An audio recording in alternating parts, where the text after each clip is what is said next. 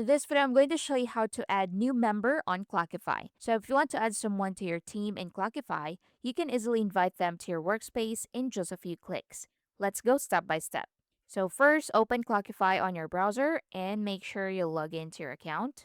Now, once you're inside the workspace, look at the left sidebar and click on Team under Manage. Now, this is where you manage all your members. Now, in the top right corner, click on Add New Member. Next, enter the email address of the person you want to invite.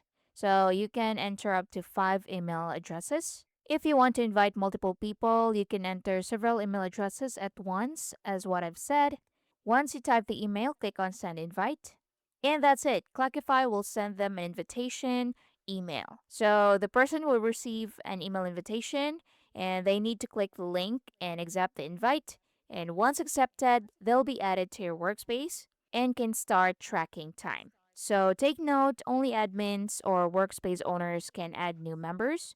If your account is unpaid, you can invite a few emails at once, but total users can still be unlimited and paid plans may require available user seats.